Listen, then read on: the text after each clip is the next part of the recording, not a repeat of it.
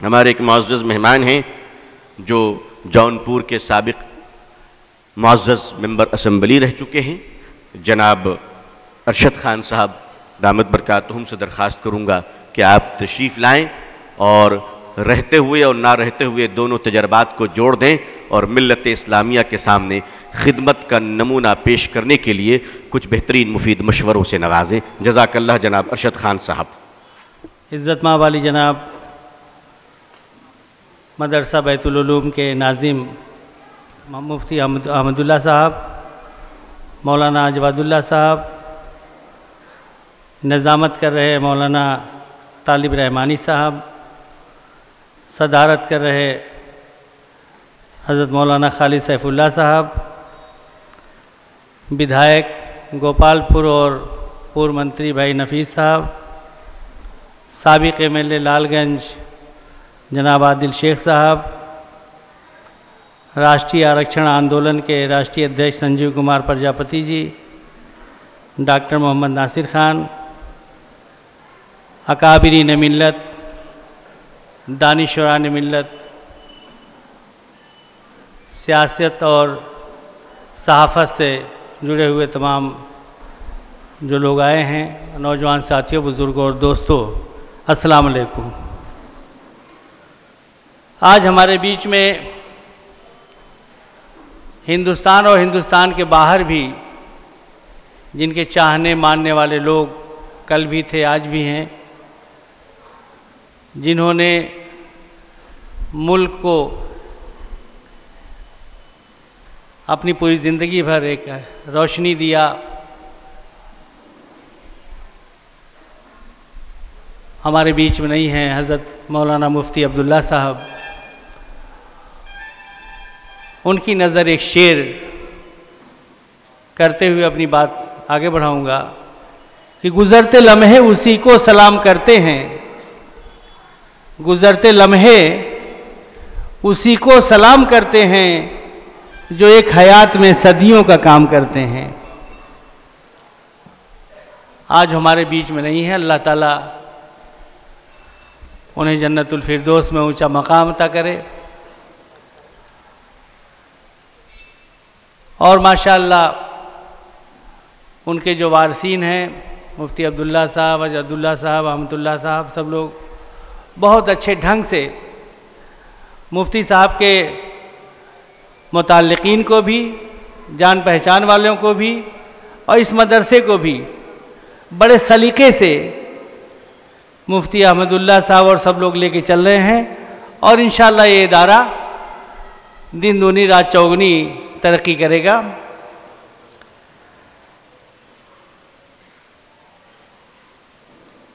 ये हिंदुस्तान बड़ा अच्छा मुल्क है।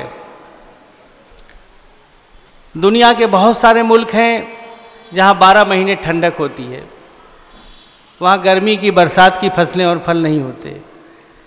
दुनिया के बहुत सारे मुल्क हैं जहाँ 12 महीने गर्मी होती है, वहाँ ठंडक की बरसात की फसलें और फल नहीं होते।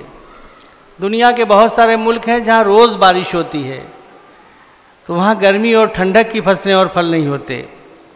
लेकिन एक अपना प्यारा देश भारत है जहाँ गर्मी भी है, ठंडक भी है, बरसात भी है और एक अलग से मौसम बहार भी है।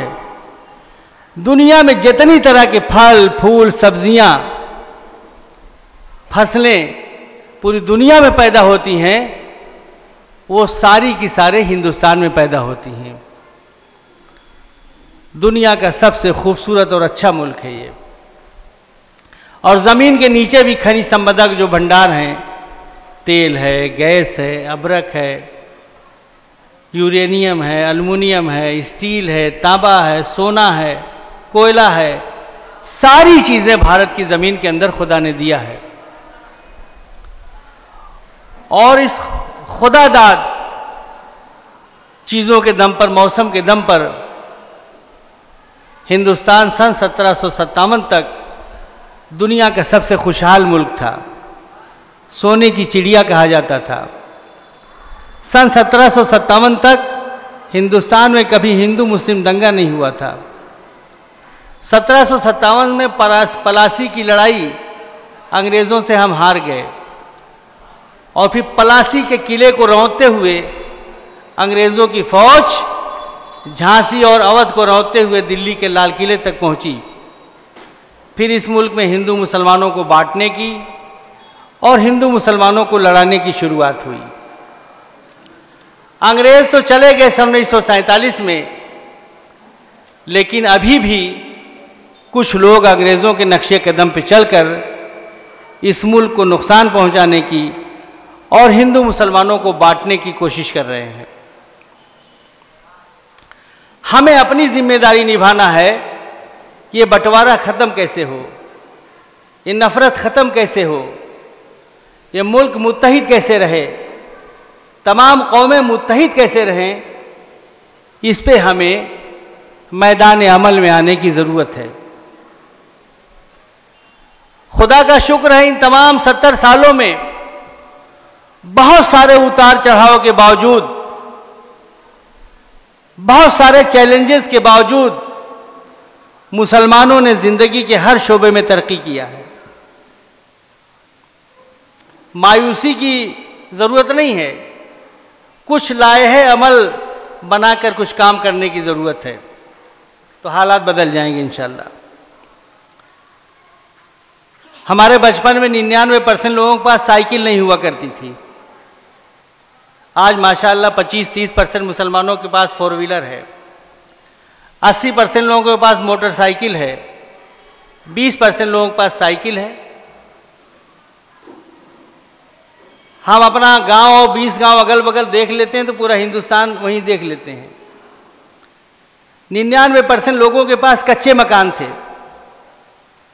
आज माशाअल्लाह 50% मुसलमानों के पास बिल्डिंग है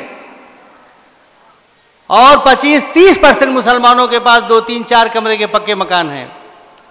20% मुसलमानों के पास मकान नहीं है, वो खुद बना लेंगे या सरकार कोई भी हो, इलाज, तालीम, रोटी, कपड़ा, मकान सरकारों की ड्यूटी है। कोई 10,000 कम देगा, कोई 10,000 ज़्यादा देगा, कोई लोहिया आवास चलाएगा, कोई दीनदयाल चलाएगा, कोई गांधी चलाएगा, कोई इंदिरा चलाएगा, मगर मकान देगा। और अगले 10-15 साल में सभी हिंदुस्तानियों के पास उनका अपना मकान होगा। तो मुसलमानों का भी होगा, हिंदू, सिख, ईसाई, बौद्ध, पारसी, जैन, दलित के पास भी होगा। चाहे कमा के बना लेंगे, चाहे सरकारें बना देंगी। तालीम, हमारे बचपन में हमारे गांव सादुल्लापुर है, तो निकाह पढ़ाने के लिए भी कोहड़ा से मुल्ला जी लोगों के घराना था, वहाँ से आते थे लोग। कोई मर जाता था तो जनाजा पढ़ाने के लिए वहीं से आते थे।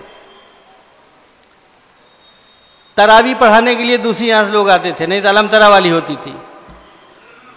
अगर कोई बाहर से नहीं आया कारी या हाफिज तो अलमतरा वाली। और पढ़े लिखे बहुत कम लोग थे। पिछली पीढ़ी में मिडिल तक या हाई स्कूल तक लोग थे। हमारे गांव में पहले एमए एक सीताराम चमार बिरादरी के हुए, दूसरे एमए हम हुए। आज माशाअल्लाह पूरे गांव में डॉक्टर, वकील, इंजीनियर, एमए, बीए की भरमार है। और यहाँ तक हमारे गांव के आधा किलोमीटर इधर, आधा किलोमीटर उधर शाह बिरादरी की बस्ती है। उसमें 99% लोग बहुत गरीब थे, कुछ लोग मांगते खाते थे। लेकिन आज अल्लाह का करम है, पूरी शाह बिरादरी की बस्ती भी सबके पास बिल्डिंगें हैं। एक घर सिर्फ गरीब है। मैंने कहा यार महमूद चाचा गरीब हैं, लोगों का नहीं, वो भी गरीब नहीं रह गए। उनके बेटों ने भी एक घर बना लिया और ज़मीन खरीद लिया।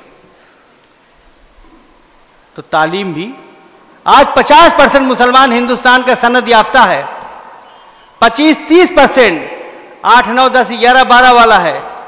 20% में कम पढ़े लिखे हैं, उसमें 8-10% पिछली पीढ़ी जो 70-80 साल वाले, 90 साल वाले हैं, अनपढ़ भी हैं। तो 4-6 साल में वो कोटा भी हमारा ख़त्म हो जाएगा, अनपढ़ वाला।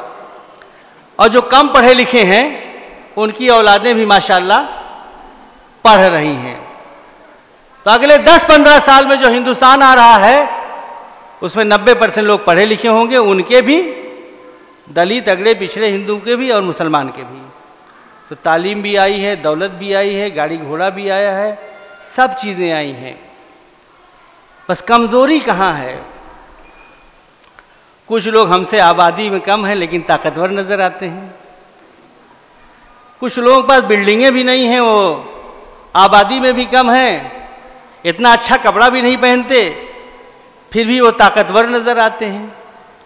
और हमारे पास सब कुछ है लेकिन हम कमज़ोर नजर आते हैं। इसी पर दानिशवरान मिल्लत को, उलमाए दीन को सोचने की ज़रूरत है, इसी पर और कुछ काम करने की ज़रूरत है। अल्लाह ने हमें पैदा क्यों किया?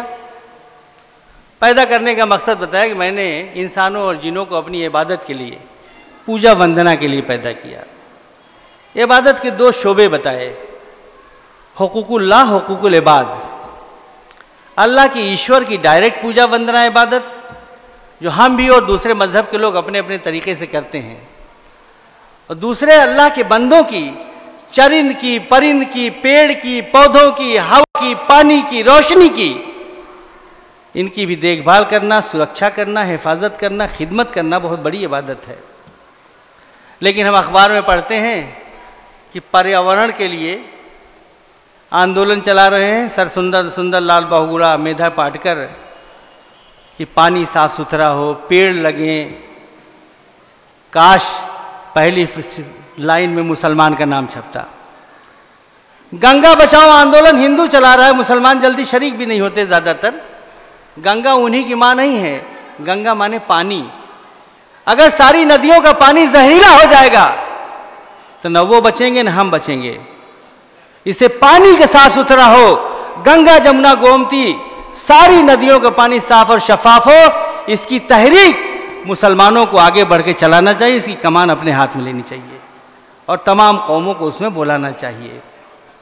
नहीं पानी सब गंगा पुत्र कहलाने वाले लोग हुकूमत कर रहे हैं और राम तेरी गंगा मैली हो गई पापियों के पाप धोते धोते।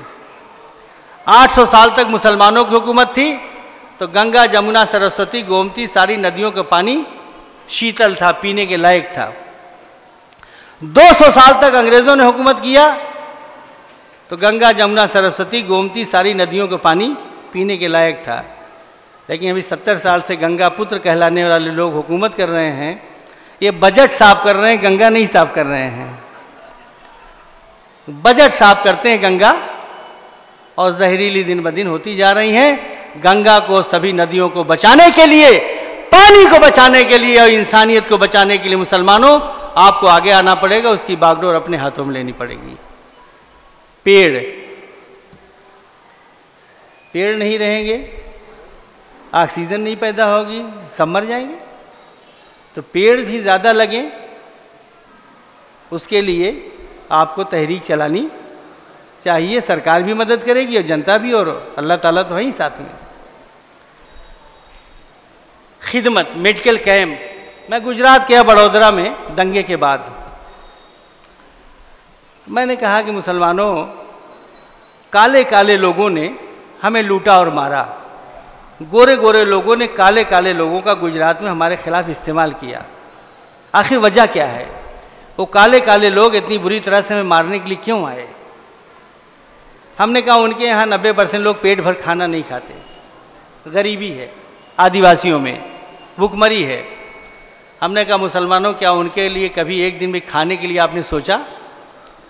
अगर आप गल्ला इकट्ठा करके इन्हीं दाढ़ियों टोपियों में उन आदिवासियों की बस्ती में अगर जाते, साल भर में एक दिन भी एक ट्रक दो ट्रक पहुंचा आते, इन दाढ़ियों और टोपियों से उन्हें मोहब्बत होती।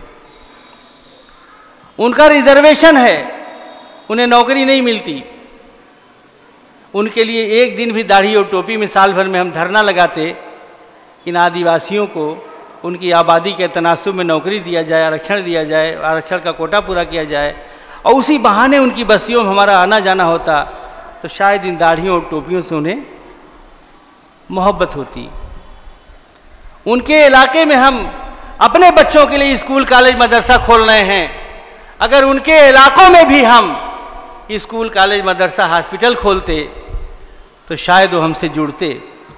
लेकिन हम चाहते हैं लोग इस्लाम से जुड़ जाएं, हमसे न जुड़ें। और जब तक हम अपने आप से नहीं जोड़ेंगे तब तक वो इस्लाम से नहीं जुड़ेंगे। ईसाई पूरी दुनिया से आकर गुजरात से लेकर उड़ीसा और झारखंड के जंगलात तक हमने देखा है, वो हॉस्पिटल और स्कूल खोलकर आदिवासियों के बच्चों को पढ़ा रहे हैं। कपड़ा पहना रहे हैं, नहला धुला रहे हैं, तो वो सोचते हैं हमारी भलाई कर रहे हैं, तो अपना गुरहु राम मिटाकर टामस लिख लेते हैं और बिना किसी के कहे घर के सामने गिरजा बना लेते हैं, क्रॉस लटका लेते हैं, और बड़ी आबादी उनकी ईसाई हो गई। गवर्नमेंट नहीं चाहती, रुकावट बनती, फिर भी ईसाई हो रहे हैं। लेकिन हम जन्नत तो जन्नत में उन्हें पहुंचाना चाहते हैं कलमा पढ़वा के, मगर उनको अपने आप से नहीं जोड़ पाएंगे, उनकी बस्तियों में उनकी भलाई का प्रोग्राम लेके नहीं जाएंगे तो हमसे नहीं जुड़ेंगे। इससे हुकूकुल इबाद की बुनियाद पर हमें उनके इलाकों में मेडिकल कैंप लगाने चाहिए, उसी बहाने आना जाना हो, उनकी लड़ाई लड़नी चाहिए, उनके मसाइल से ताल्लुक़ रखना चाहिए। और हर मुसलमान अगर एक हिंदू भाई को अपना दोस्त बना ले, इन बुनियादों पर काम करके, तो इंशाअल्लाह इस मुल्क के हालात बदल जाएंगे और उन नफ़रतों को हम मोहब्बत में बदल सकेंगे। आखिर में एक बात कहते हुए, जो इस्लाम के दुश्मन हैं, इस मुल्क के दुश्मन हैं, जो नफ़रतों के सौदागर हैं, अंग्रेज़ों के नक्शे कदम पे चल रहे हैं, उन्होंने 3 चीज़ें अपनाई हैं।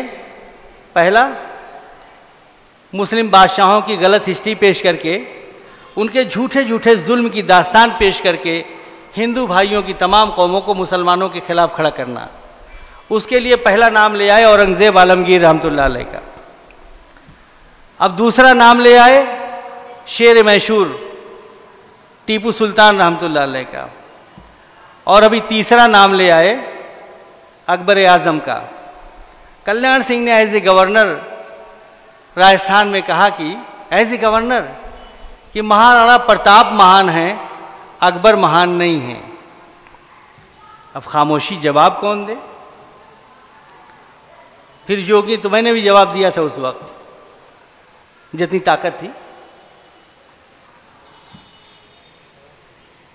अब उसका, उन सवालों का जवाब जिनको हम वोट दे रहे हैं, तमाम नेता हैं, सैकड़ों पार्टियों को, वो नेता नहीं जवाब देंगे, उसका जवाब भी आपको देना पड़ेगा। फिर योगी जी ने भी कहा महाराणा प्रताप जयंती पर कि महाराणा प्रताप महान थे, अकबर महान नहीं थे। तो मैंने एक संगठन बनाया उसका जवाब देने के लिए। एक समाजवादी पार्टी के मंच से बोल नहीं सकता, तो जब तक लीडर नहीं बोलेगा, हम बोलेंगे तो एक्शन हो जाएगा। बोलें क्या? अब खामोश भी नहीं रह सकते, क्योंकि सवाल हमसे है तो जवाब हमको देना है। तो मैंने एक अखिल भारतीय क्षत्रिय मुस्लिम एकता मंच बनाया और अपने बेटे डॉक्टर नासिर को उसका चेयरमैन बना दिया। एक क्षत्रिय हमारे साथी थे, उनको प्रदेश अध्यक्ष बना दिया और फिर ड्राफ्टिंग कर दिया। मैंने कहा दोनों महान हैं। पहले हेडिंग लगाया कि दोनों में महान कौन है। मैंने लिखा कि अकबर भारत के सम्राट थे और हजारों रियासतों में भारत बटा हुआ था। कश्मीर से लेके, मेवाड़ से लेके, चित्तौड़ से लेके पूरे मुल्क की तमाम रियासतों को अकबर ने भारत में मिलाने की कोशिश किया, एक देश बनाने का काम किया। उसके लिए मेवाड़, चित्तौड़ भारत की ज़रूरत थी। अकबर ने बातचीत से भी मेवाड़ को भारत में मिलाना चाहा एक अजीम भारत के निर्माण के लिए, और जब बातचीत से मसला नहीं हुआ तो अजीम भारत के, एक विराट भारत के निर्माण के लिए अकबर ने मेवाड़ पे, चित्तौड़ पे हमला किया। मैंने कहा अगर हम अकबर महान होते तो एक अजीम भारत के निर्माण के लिए, मेवाड़ को भारत में मिलाने के लिए 100 बार मेवाड़ पे हमला करते। हमने कहा अकबर ने सही काम किया, कोई गलत काम नहीं किया। और महाराणा प्रताप का देश मेवाड़ था, महाराणा प्रताप का देश भारत नहीं था।